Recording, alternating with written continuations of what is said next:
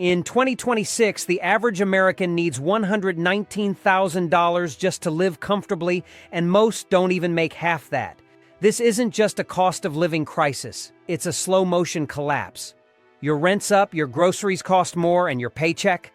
It's not even moving. You're not imagining it, you are being priced out of your own life.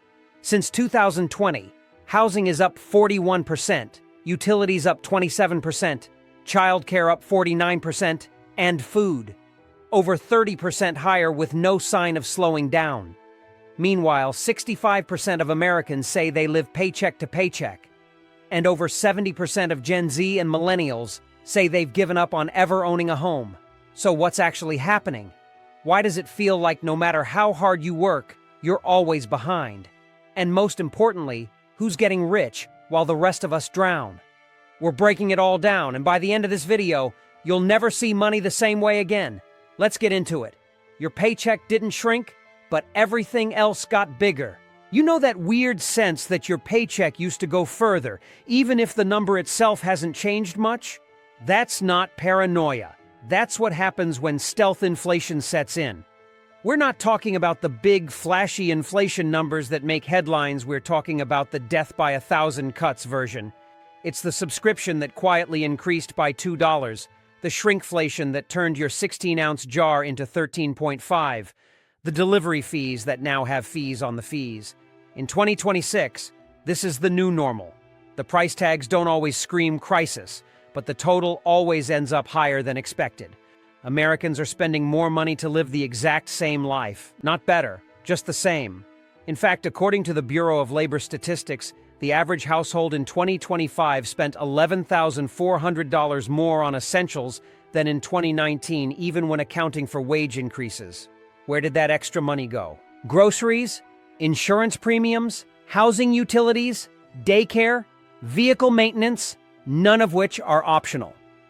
Worse, many employers have technically raised wages, but only just enough to keep up with baseline inflation, not with the actual cost structures people face today. The Economic Policy Institute reports that since 2020, wage growth has lagged 15% behind the real increases in housing, food, and medical costs. That's not a raise, that's a cruel illusion.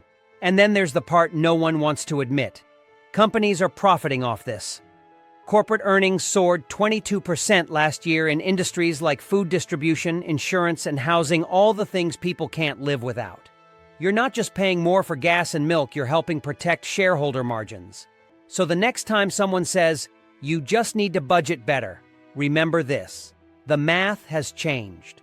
The baseline cost of life has been re-engineered. You're not overspending. The system is overcharging. And the worst part? It's happening so gradually that millions of Americans don't even realize they're in survival mode until there's nothing left to cut. Nobody talks about it enough, but education used to be the way out. It was supposed to be the golden ticket. Go to school, work hard, get a degree, and your life improves. That story is broken. And in 2026, it's not just broken, it's dragging people under.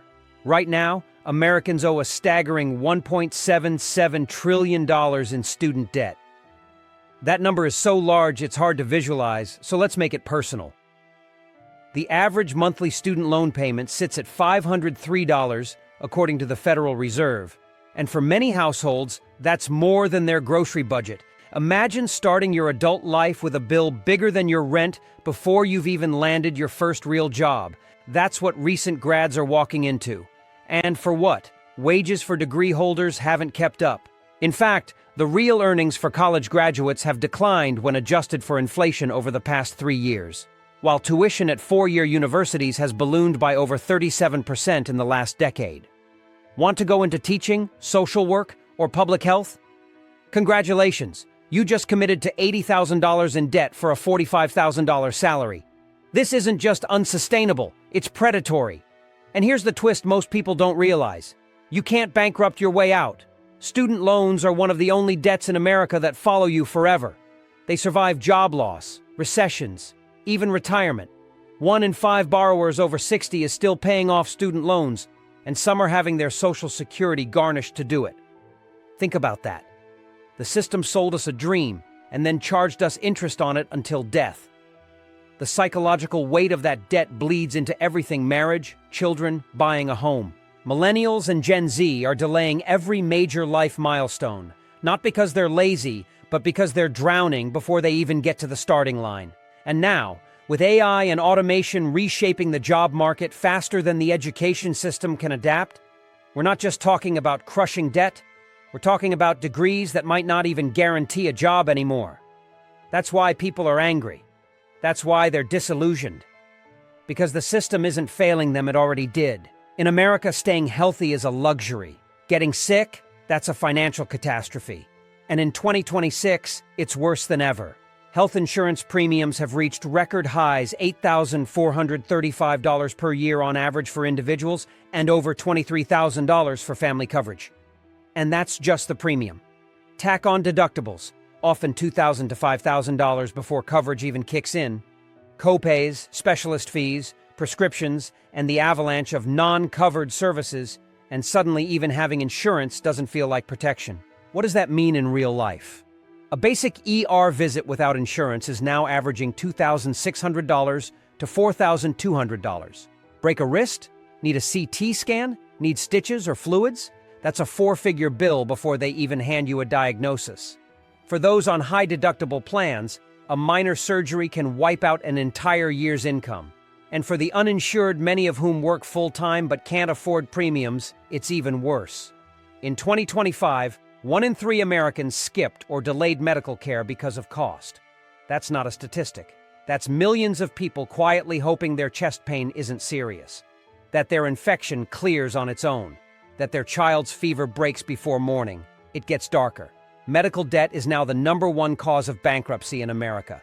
Even more disturbing? 60% of those who declared bankruptcy had health insurance. It's not a safety net, it's a leaky bucket. Meanwhile, big pharma and private hospital networks posted record profits in 2025, raising drug prices by as much as 18%, while generic versions remain mysteriously unavailable. That's not an accident. That's a business model. You're not just paying for health care, you're paying for the stockholder dividend, the lobbyist paycheck, the billion-dollar CEO salary. In 2026, Americans are living in a system where getting sick isn't just scary, it's expensive, even if you do everything right. And that fear sticks. It changes how people think about risk, jobs, families, even retirement. The cost of living doesn't just rise at the grocery store. It bleeds into every moment you try to feel safe in your own body. That's not living, that's surviving. You want to talk about a silent crisis? Let's talk about childcare. Because in 2026, having a kid isn't just a personal decision, it's an economic privilege. According to a new report from Child Care Aware of America, the average annual cost of full-time daycare for one infant in the U.S. now exceeds $17,000. In states like Massachusetts and California, it's pushing $25,000. For context, that's more than in-state college tuition at many public universities. That's more than many people earn in part-time or service jobs. And it's due before your child can even talk. So what do parents do? They compromise. They stretch every dollar.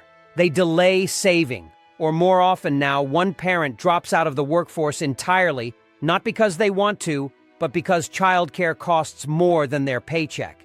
And that move has consequences. Lost income, lost retirement contributions, stalled career progress, especially for women who still make up the majority of stay-at-home parents. And for the families who do stay in the workforce, it doesn't get easier. Wait lists for quality centers are months, sometimes years long. Staff turnover is brutal, wages are low, and burnout is high. That means paying thousands a month and still worrying every day about safety, development, and stability. What used to be a community support system, grandparents, neighbors, churches, has thinned out or vanished entirely. We're in an era where families are more isolated, work demands are higher, and the support systems that were once free now come with 5-figure price tags. And yet politicians still talk about declining birth rates like they're a mystery. They're not. Children cost more than mortgages, and the system punishes parents for having them. If 2 people working full-time can't afford to raise a child without going into debt, what message does that send to an entire generation? It's no wonder more and more couples are choosing not to have kids at all. Not because they don't want them, because they can't afford to. And in a country where future economic growth depends on a healthy birth rate and workforce, that's not just a personal tragedy, it's a national one. Childcare is no longer a lifestyle choice. It's an economic fork in the road. And for many, both paths are paved in stress, sacrifice, and survival. Let's rip the Band-Aid off. The tax system in America doesn't just fail to help working-class people, it actively punishes them. You'd think in a time when people are already drowning under rent, food, gas, and medical bills, that taxes would be a way to redistribute the weight a little, take pressure off the bottom, and put it on the top. But in 2026, the opposite is happening. If you're making $40,000 to $70,000 a year, what we used to call a decent living, you're not just taxed more by percentage than billionaires, you're also being nickel and dimed by local fees, payroll deductions, and regressive taxes that target consumption rather than wealth. Sales taxes, gas taxes, cell phone taxes, state income taxes. Property taxes on homes you don't even own, just buried in rent. You pay to breathe in this country. Meanwhile, the ultra-rich, they glide through loopholes like a ghost through walls. Most of their wealth isn't income, it's capital gains. And thanks to how the tax code is written, a billionaire can earn millions and pay a lower effective tax rate than a teacher or a nurse. In fact, according to a 2025 study by the OMB, the top 1% paid an average tax rate of 8.2% on their wealth last year, compared to 13.6% for middle-income earners. That's not a policy failure, that's a rigged system. It gets worse. While you're getting hit with payroll tax every paycheck, mega corporations are paying $0 in federal income tax legally. In 2025 alone, over 55 Fortune 500 companies paid zero federal income tax despite billions in revenue. How? Tax credits, offshore shelters, debt write-offs, depreciation loopholes, all of it perfectly legal. You work 50 hours a week and still owe the IRS $4,000. They make $5 billion and get a refund. And if you mess up your paperwork, miss a deadline, the IRS will come for you fast. But if you're a multinational hiding profits in the Cayman Islands, you get invited to dinner in Washington. That's why Americans are so angry, not because they hate taxes, but because they see who's paying and who's not. This isn't about left or right. It's about up and down. And in 2026, the only people moving up are the ones the system was designed to protect. Corporate greed is driving price hikes, not necessity. Not all inflation is real. Some of it is just greed in disguise. You've felt it at the register. That moment when the cereal box is smaller, the price is higher, and the explanation is vague. Supply chain issues, fuel costs, labor shortages.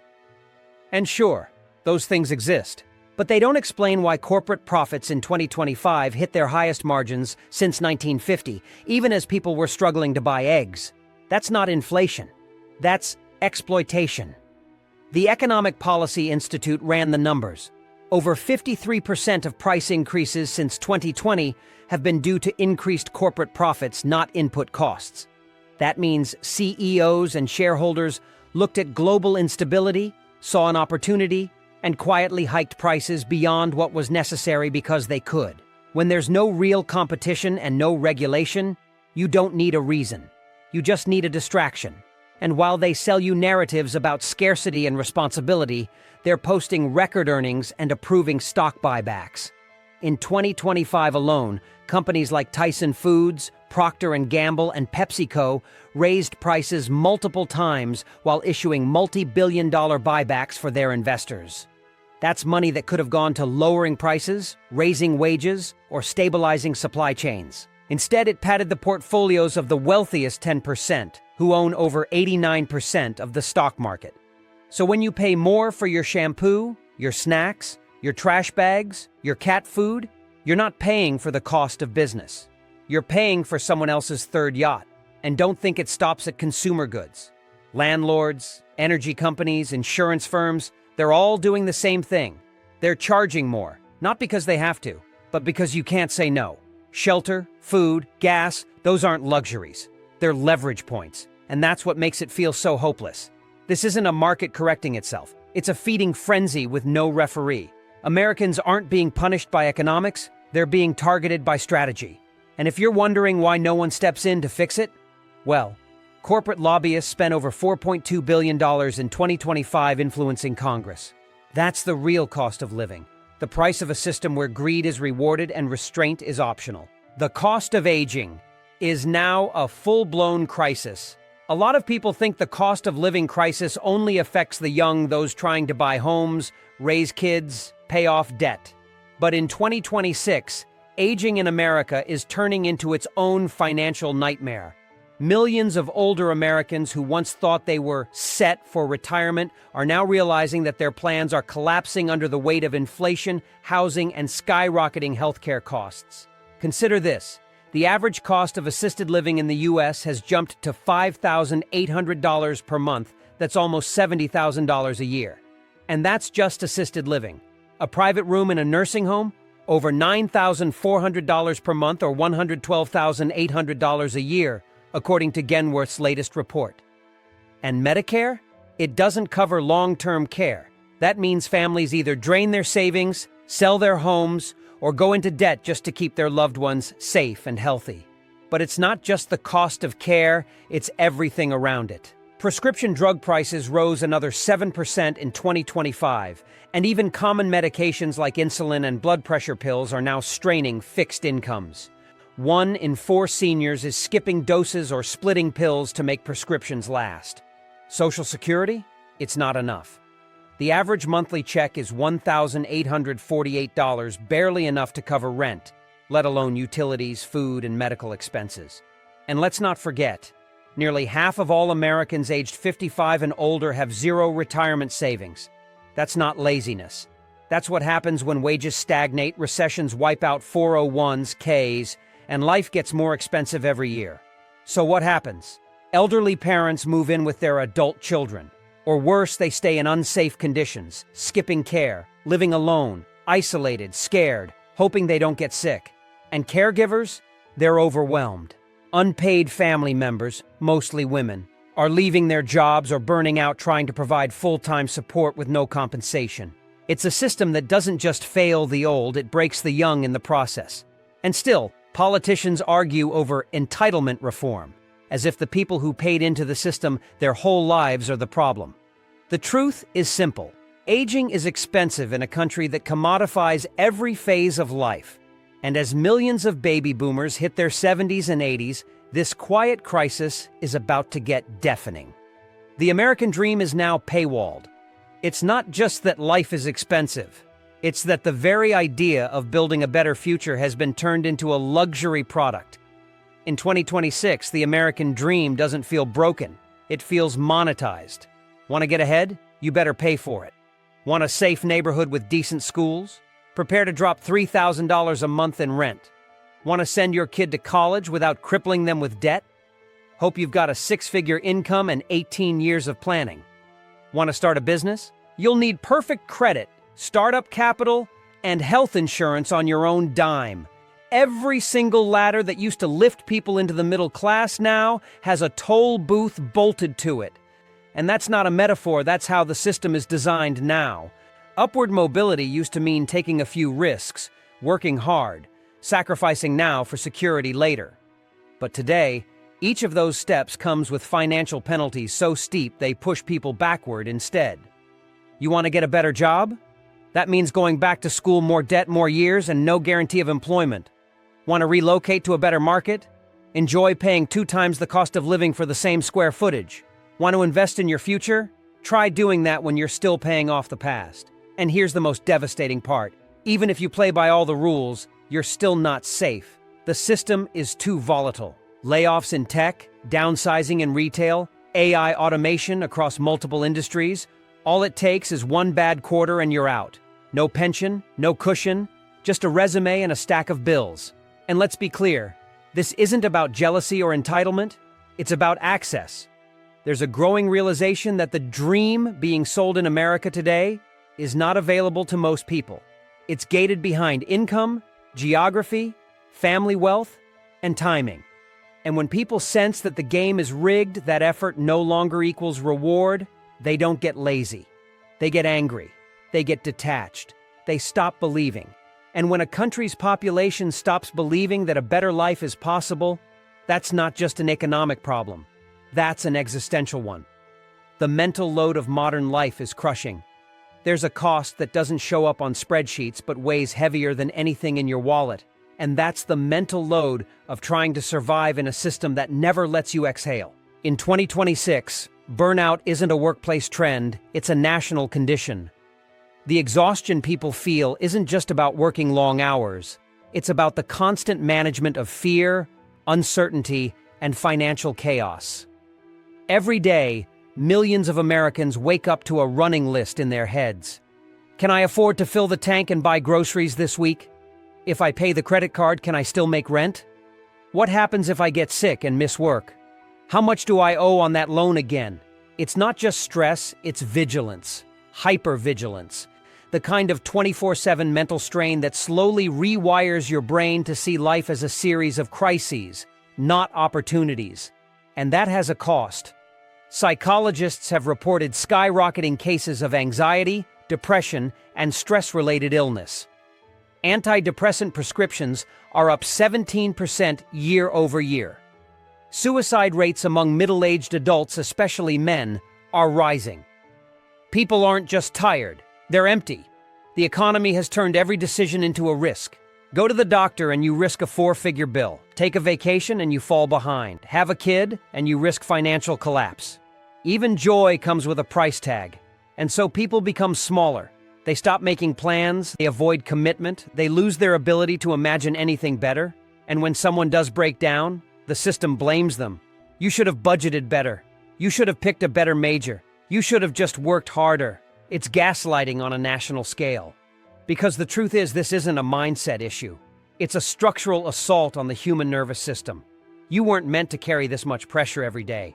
You weren't meant to wonder if your kids will eat this week or if your health is a bankruptcy away. And yet here we are in a country where the price of simply existing rent, food, care, safety, dignity is now more than what most people earn. The result? A nation of people who don't even feel like people anymore. Just workers. Just debtors. Just survival machines trying not to break. The system isn't broken. It's working. Exactly as designed. This system isn't failing, it's succeeding. Just not for you. In 2026, the reason everything feels harder, more expensive, more hopeless, is because it was built to be this way. Not by accident, not because of one politician or party, but because the modern American economy has evolved into a machine designed to extract maximum value from the bottom 90% to enrich the top 1%. And it's efficient. Brutally so. Think about it. Wages stay stagnant while productivity rises. That extra value? It doesn't go to workers, it goes to shareholders. Housing prices explode, not because costs go up, but because financial institutions buy entire neighborhoods and rent them back at a markup. Healthcare becomes unaffordable not due to scarcity, but because profit-driven companies gatekeep your ability to survive. Every system you interact with, banking, education, housing, food, transportation, is optimized not to meet your needs, but to extract income from you for as long as possible. You're not the customer. You're the product. You're the revenue stream. You're the line item. And the proof is everywhere. In 2025, the top 10% of Americans owned over 70% of the nation's wealth, while the bottom 50% held just 2.5%. Read that again. Half the country shares less wealth than a single billionaire's tax shelter. This isn't capitalism in crisis. This is capitalism perfected, monopolized, financialized, politicalized. And you know what makes it so dangerous? The illusion of fairness, the constant drumbeat of, if you work hard, you'll make it. But by 2026, that illusion is crumbling. People see the truth now.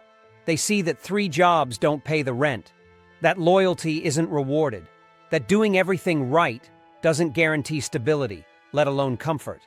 So what's left? A generation that's angry, tired, and waking up to the fact that this isn't their fault, that their struggle isn't personal, it's engineered. And that realization, That's powerful. Because once people stop blaming themselves, they start asking bigger questions. They start organizing. They start demanding better. Because if the system was built by people, it can be rebuilt by people too. But the first step is seeing it clearly. And now you do. If you feel like you're working harder than ever and getting nowhere, you're not broken. The system is. You weren't imagining it. You weren't overreacting. This isn't just you struggling. This is the design. From housing to healthcare, groceries to gas, daycare to debt, the cost of simply existing in America is now higher than most people can afford. And it's not because you made bad choices, it's because the system made profitable ones. But now, you see it clearly. And that's where everything starts to change. Because once you stop blaming yourself, you stop suffering in silence. If this video helped you see the big picture, share it. Someone you know is carrying the same pressure, and they need to hear this too. Let me know in the comments. What's your breaking point? What's the one expense that's finally pushed you over the edge? And if you want to keep digging into the truth, not the headlines, not the distractions, but what's really happening behind the scenes, subscribe. Hit the bell, because we're just getting started. And no one should have to face an economy like this alone.